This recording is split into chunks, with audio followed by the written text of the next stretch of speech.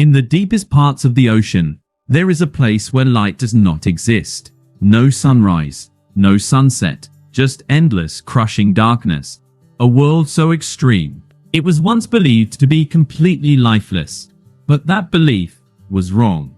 Because hidden beneath nearly 11,000 meters of water lies one of the most mysterious environments on Earth, the Mariana Trench, a place often described as the final frontier of our own planet. But here is the unsettling truth. Nothing about it is as safe as you think. At first glance, the Mariana Trench sounds like a distant, quiet abyss. A deep scar in the Pacific Ocean floor, stretching over 2,500 kilometers. Its deepest point, the Challenger Deep, dives nearly 11 kilometers down. That is deeper than Mount Everest is tall. Imagine taking the tallest mountain on Earth, flipping it upside down, and still not reaching the bottom. That is the scale we are dealing with. But depth is only part of the story. Because as you descend into the trench, the environment begins to change in ways that feel almost alien. Sunlight fades quickly.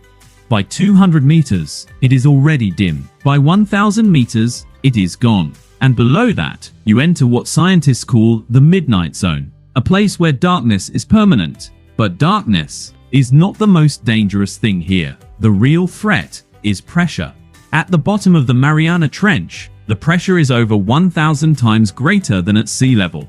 That is like having 50 jumbo jets stacked on top of you, pressing down from every direction. Steel would crumple, submarines can collapse. Even the strongest materials on the surface become fragile down here. So for a long time, scientists assumed nothing could survive. And yet, life found a way. But this is where things get strange. The creatures that live here do not just survive the pressure, they depend on it. Take the Mariana snailfish. A small, ghostly creature, soft-bodied and nearly transparent. At first glance, it looks harmless, almost delicate. But bring it to the surface, and it quite literally falls apart. Its body is specially adapted to withstand extreme pressure. Without it, its structure collapses. It is a creature that can only exist in a world that would instantly kill most others. And it is not alone. Deeper still, you will find amphipods, tiny crustaceans that look like shrimp.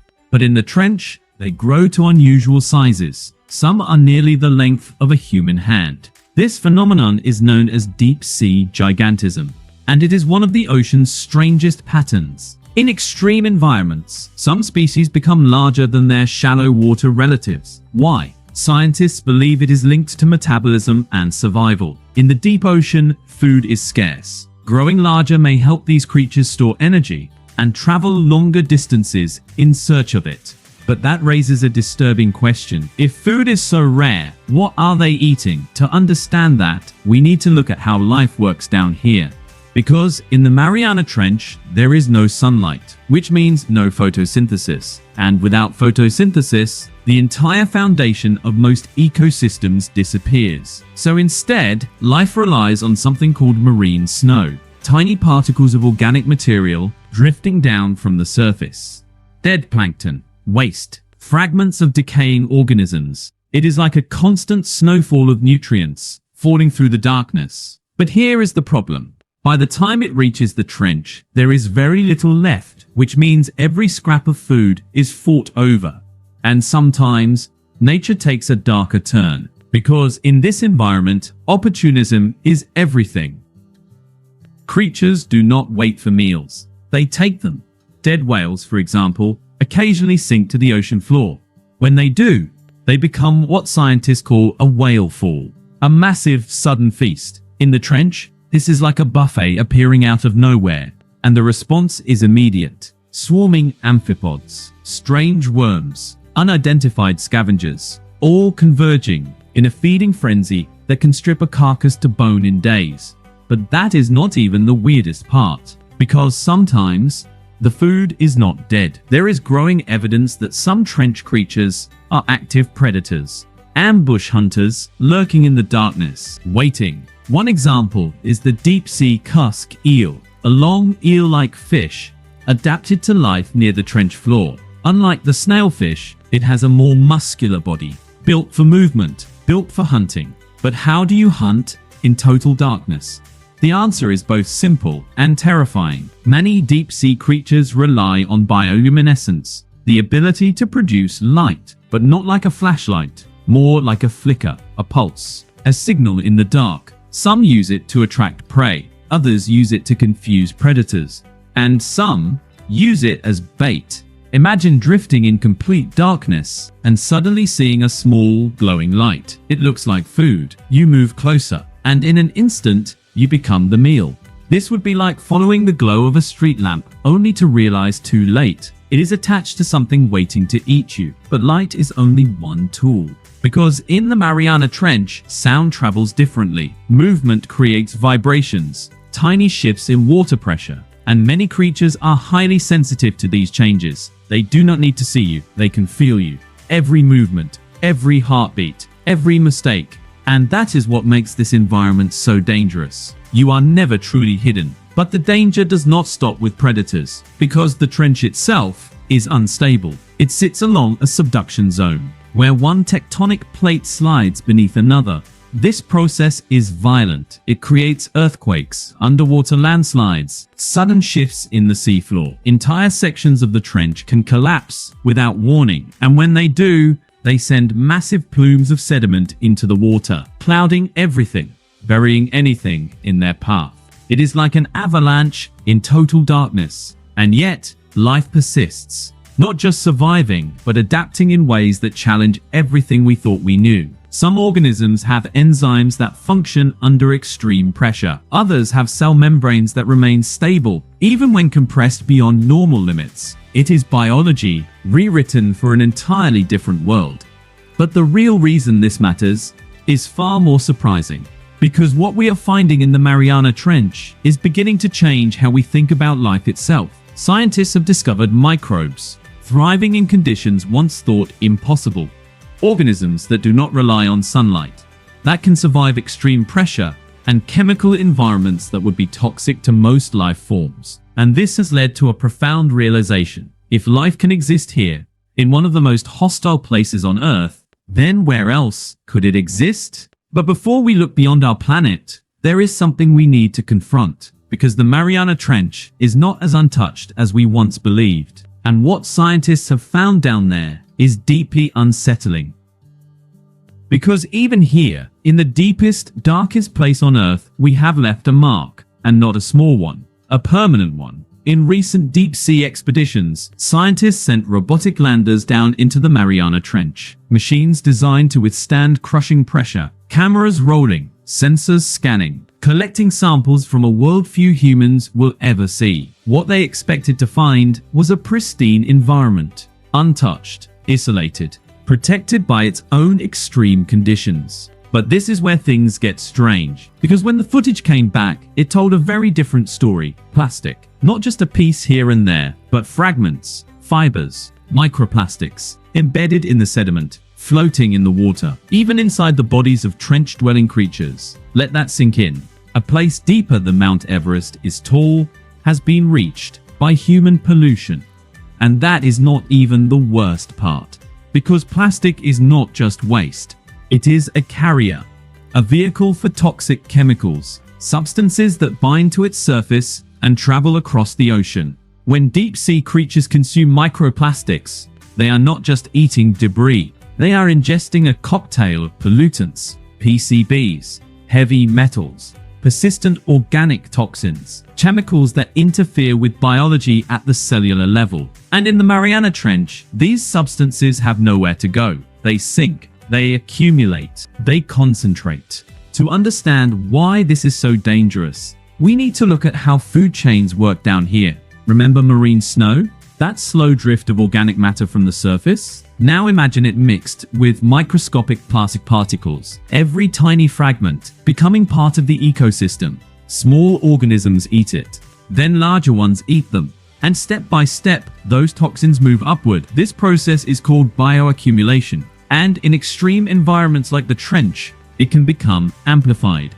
Which means the deeper you go, the more concentrated the contamination can become. But the real reason this is alarming is what scientists found inside amphipods. Those shrimp-like scavengers we talked about earlier, creatures that live at the very bottom, feeding on whatever falls from above. In multiple studies, amphipods collected from the Mariana Trench contain some of the highest levels of industrial pollutants ever recorded in marine life, higher than many animals living near heavily polluted coastlines. Let that sink in. The most remote ecosystem on Earth is also one of the most contaminated. And this raises a chilling question. If pollution can reach here, where cannot it go? But the danger does not stop with plastic, because the trench is also being explored for something else. Resources, valuable ones. Deep beneath the ocean floor lie deposits of rare minerals, metals used in electronics, batteries, modern technology. And as demand for these materials grows, so does interest in deep-sea mining. On paper, it sounds like an opportunity, an untouched source of valuable resources. But in reality, it could become one of the most destructive activities in human history. To extract these minerals, massive machines would be sent to the seafloor, scraping, drilling, grinding through sediment that has remained undisturbed for millions of years. And in the Mariana Trench, that sediment is not just dirt, it is habitat. It is home. It is the foundation of an entire ecosystem.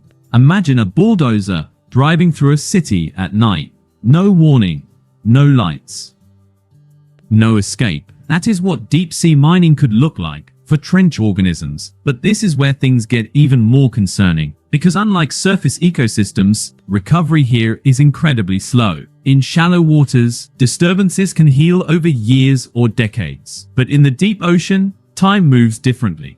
Growth is slow, reproduction is limited, energy is scarce. If an ecosystem is destroyed here, it may take centuries or even longer to recover. Some damage could be permanent. And yet, we are only just beginning to understand this environment. Every expedition reveals new species, new behaviors, new biological systems that challenge our assumptions about life. It is like opening a book where every page rewrites the rules of biology. But we are reading it while tearing out the pages. Because the Mariana Trench is not just a deep hole in the ocean. It is a living laboratory, a place that holds clues to some of the biggest questions in science. How life adapts to extreme pressure, how ecosystems function without sunlight, how organisms survive on minimal energy, and perhaps most importantly, where else life might exist beyond Earth. To understand why this matters, we need to zoom out, far beyond our planet, because environments similar to the Mariana Trench may exist on other worlds.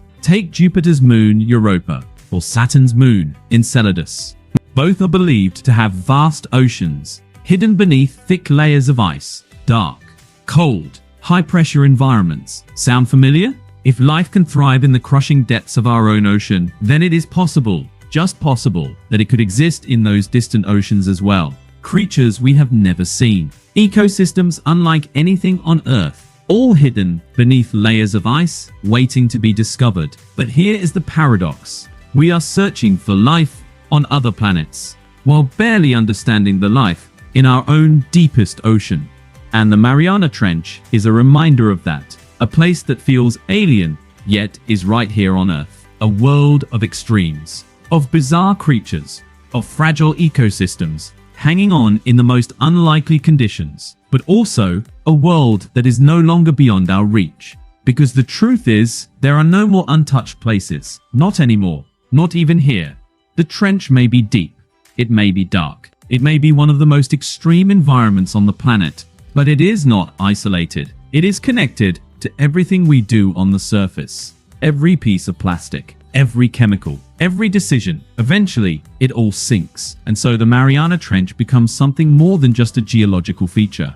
It becomes a reflection of our curiosity, our ambition, and our impact. In the ocean, there is a very simple rule. Everything is connected. What happens at the surface does not stay at the surface. It travels, it spreads, it sinks. And in the deepest place on Earth, we are finally beginning to see just how far it can go. Because the scariest thing about the Mariana Trench is not the darkness, not the pressure, not the creatures lurking in the abyss. It is the realization that even here, we are already there.